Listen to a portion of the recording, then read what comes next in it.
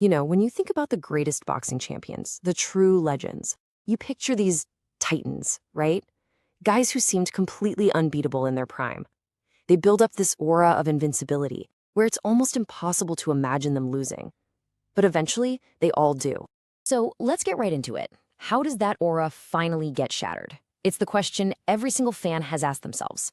Well, it turns out, even for the absolute greatest of all time, there's always a blueprint for defeat. There's a very specific key to a very, very complex lock. And this lays it out perfectly, doesn't it? On one side, you've got the legend at their absolute peak. They look completely untouchable. And on the other side, well, that's the moment the armor finally cracks. It's that one defining loss that exposes a critical vulnerability and basically creates a roadmap for everyone who comes after. Okay, let's see how this works with our first case study. And we have to start with maybe the most feared heavyweight of all time, Iron Mike Tyson. This was a man who won fights before the first bell even had a chance to ring. I mean, Tyson's own legendary quote really sums up his whole deal. His strategy was never just about boxing. It was pure psychological warfare. The goal was to completely break his opponent's will with just overwhelming, terrifying ferocity from the first second of the fight. We can call his method the Blitz. It was his plan A, and here's the kicker. As we all found out, it was his only plan. There was no alternative, no adjustment, just pure, relentless forward pressure right from the jump. So what happens when an opponent just doesn't crumble? What happens when someone can actually take that punch and stick to their plan? Well, all of a sudden, Tyson was dragged into deep water, and it became painfully obvious he didn't know how to swim there. The frustration would build, his attacks got predictable, and poof, that invincible aura just vanished.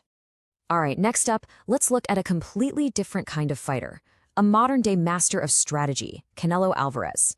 He's not a bully. He's a brilliant, patient tactician with just unbelievable power. But guess what? He's got a code that can be cracked too. This analyst really hits the nail on the head. Canelo's genius is that he thrives when you bring the fight to him. He baits you, he waits for you to commit, and then he unleashes some of the most beautiful and brutal counterpunches you will ever see. His entire game is built on one thing: you standing still for him. And right here, this is the kryptonite to that style. The solution isn't to be tougher or stronger than Canelo, it's to simply not be there for him to hit. Elite lateral movement, that constant circling and angling, it completely short-circuits his entire system. You see, he can't counter what he can't set his feet to hit. So the blueprint to beat him became this clear, repeatable four-step process. 1. Circle constantly. 2. Control the distance with your jab. 3. Never let him plant that front foot to throw power shots.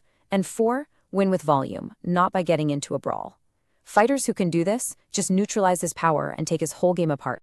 Okay, for our final legend, let's talk about a guy who is a true boxing wizard, Alexander Usyk. He combines this incredible, mind-bending skill with the size of a modern heavyweight. But in the land of giants, there's one tool that can trump everything else. And look, there is zero debate about Usyk's skill. His ring IQ, his footwork, the way he controls distance, it is all completely and utterly elite. I mean, that's how a natural cruiserweight can climb to the very top of the heavyweight division. But here's the catch, and it's a huge catch in this division. While Usyk has pretty much every skill you could want, he's missing the one thing that defines so many heavyweight legends, what they call the great equalizer. That one punch, lights-out power that can erase 12 rounds of being outboxed in a single second. And you don't just have to take my word for it. The numbers tell the whole story. You can literally see the gap here. Now, Usyk's knockout percentage is good, it's respectable, but it's just not in the same universe as the division's biggest punchers. What does that mean? It means he has to be perfect for 12 full rounds, every single time out. So let's bring it all together. We've looked at a bully, a master tactician, and a technical genius. 3 totally different fighters, but you know what? The same exact rule applies to all of them. It's so clear when you see it laid out like this. For Mike Tyson's intimidation, the answer was just pure resilience. For Canelo's brilliant counterpunching, it was all about movement. And for Alexander Usyk's incredible skill, the biggest threat is always going to be that raw one-punch power. For every dominant strength, there's a weakness waiting to be found. And really, this is what it all boils down to. These fighters, they aren't legends because they're flawless. Nobody is.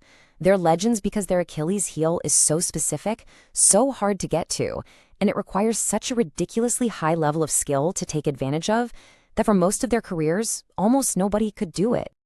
And that kind of leaves us with one final thought to chew on. As you're watching the champions of today, don't just admire their strengths. Start looking for that one tiny crack in the armor, because you can bet that's exactly what their next opponent is doing.